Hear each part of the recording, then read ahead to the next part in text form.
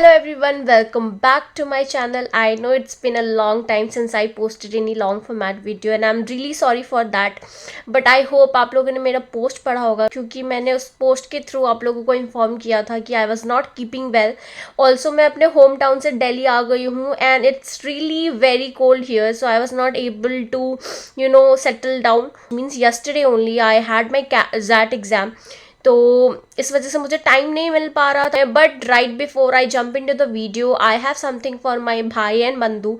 तो जिन लोगों को भी कोई कन्फ्यूजन है रिलेटेड टू देयर करियर और about any colleges they want to get in और अबाउट एनी कोर्सेज जो कि वो they are looking forward to pursue, so if you have any sort of confusion related to that, तो मैंने उन लोगों के लिए एक गूगल फॉर्म लिंक किया है in the description below. And उस लिंक पे क्लिक करते एक गूगल फॉर्म खुलेगा and you have to fill out each and every details out there and you will get a free counselling call, career counselling call within 24 hours. ठीक है, and I hope उसके बाद आपकी जो भी confusion है related to all this things वो sort out हो जाए. So without any further delay let's start the video.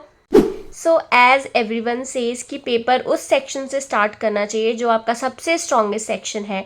तो likewise I started my paper with VARC section and let me tell you guys, जो VA part था जिसमें grammar था, fill in the blanks थे और even critical reasonings के questions थे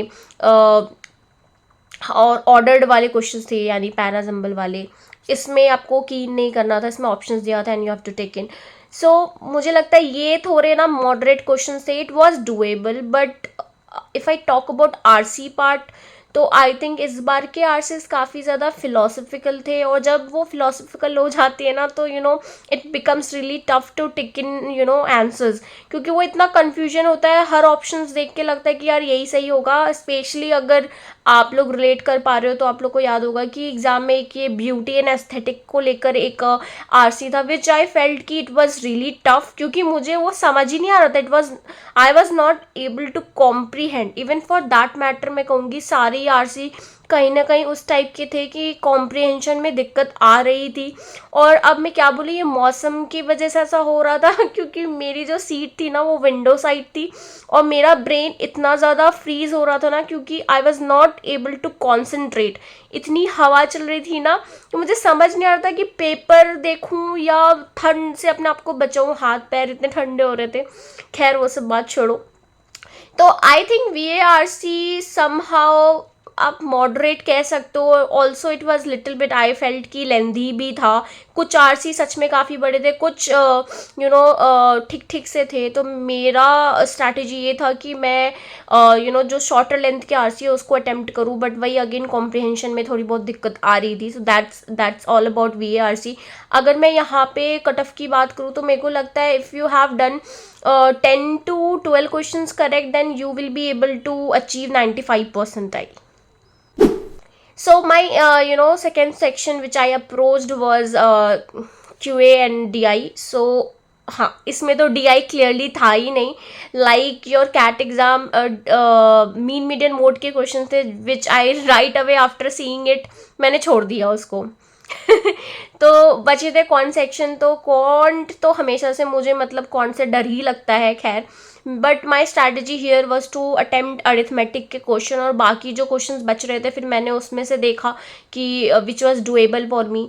तो कुल मिला जुला के यार मेरा तो कॉन्ट उतना अच्छा नहीं गया क्योंकि मेरी तैयारी भी इतनी अच्छी नहीं थी ZAT को लेकर के. मैं तो बस यूं ही चली गई थी एग्ज़ाम देने. खैर, तो बट फिर अगेन आई फेल्ट कि QA was little bit tough. हो सकता है ये बायस्ड हो क्योंकि मुझे क्वांट से डर लगता है, लेकिन मेरे को ऐसा सच में लगा कि क्वांट वाज टफ क्योंकि DI के क्वेश्चन थे ही नहीं, मीन मीडियन मोड के क्वेश्चन थे. बट जिन लोगों ने कैट से एक क्लू लिया था कि वहाँ भी मीन मीडियन मोड के क्वेश्चन हैं तो शायद उन लोगों ने अच्छा किया होगा.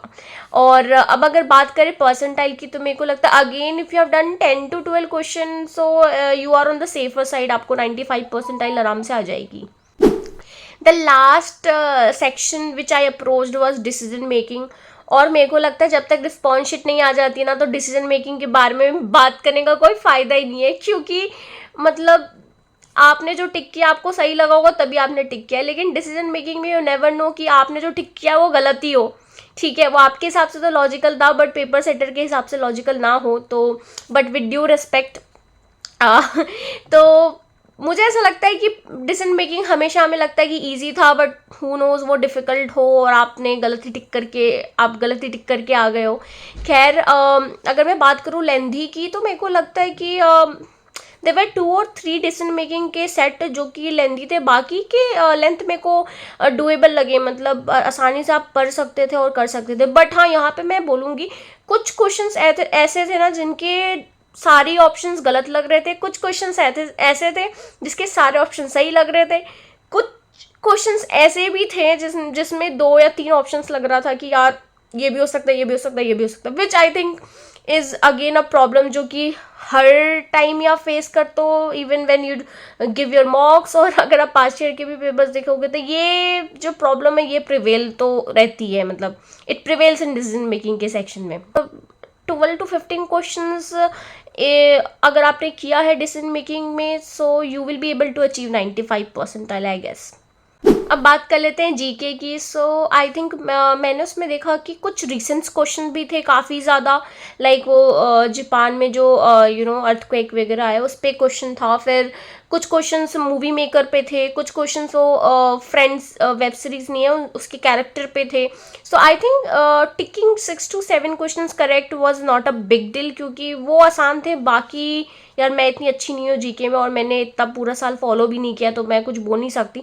But I think 6 to 7 question, मैं जबकि मैं बोलूँ कि मैं इतना फॉलो नहीं करती हूँ, मुझे आसान लगे तो भाई जिसने किया, जो अच्छे से प्रिपेयर करके गए होंगे उनको तो डेफिनेटली ईजी लगा होगा।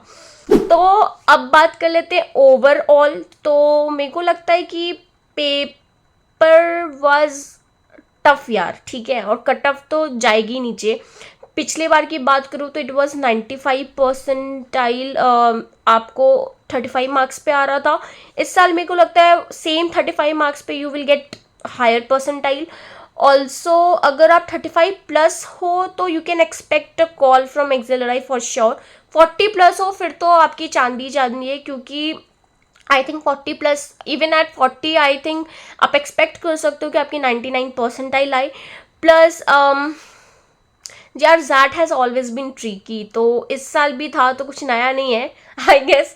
बट हाँ, फॉर श्योर पिछले साल से मैं कहूँगी थोड़ा टफ था paper. So that was my analysis of how that paper was.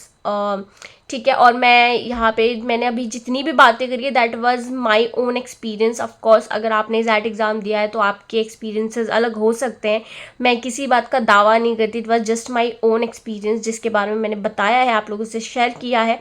और if you like to add something to this video तो आप कमेंट में ज़रूर बताएं, ताकि जो अगला कोई इंसान वीडियो देखे तो शायद उसे कोई हेल्प हो जाए। बाकी इट्स माय विशेस कि आप सभी को अच्छी कॉलेजेस मिले, एंड माशाल्लाह आप सब लोग अच्छे कॉलेजेस में जाओ और अच्छे से MBA करो। सो आज के वीडियो के लिए इतना ही, फिर मिलेंगे अगले वीडियो में, तब तक के लिए बाय।